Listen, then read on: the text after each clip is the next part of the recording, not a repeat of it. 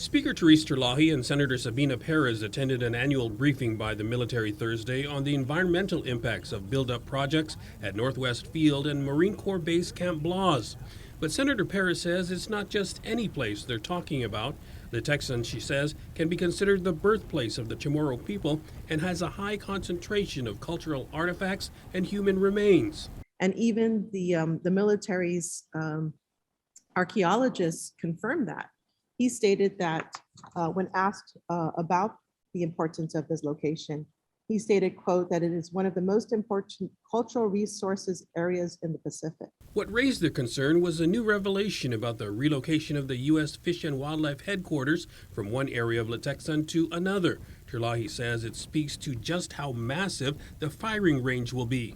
They're relocating the building, and everyone should be reminded that they're relocating this building because the current building is part of the surface danger zone for the last firing range, the largest of all the firing ranges of the 5-range complex. They believe any uncovered cultural artifacts should be preserved in place. In fact, they say, the entire area should remain intact because of its cultural relevance as a once large, continuous village. Separately, Terlaje also questions the military's lack of transparency in limiting public and media access to this year's briefing and site tours. And it's very disturbing because this is the Chamorro people's cultural sites.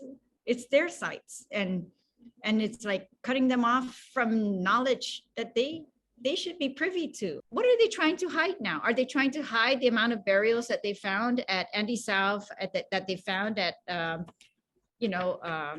NCS, the Camp Blas area? They intend to monitor the proposed relocation, and if push comes to shove, they will ask State Historic Preservation Officer Patrick Lujan to invoke a provision in his formal deal with the military to halt further construction. We really need to renegotiate this programmatic agreement, if not terminate it, because we can't just extend any project to fit under it, because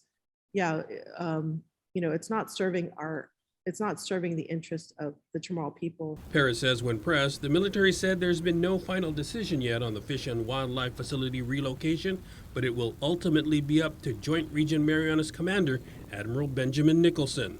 For KUAM News, I'm Nestor Lecanto.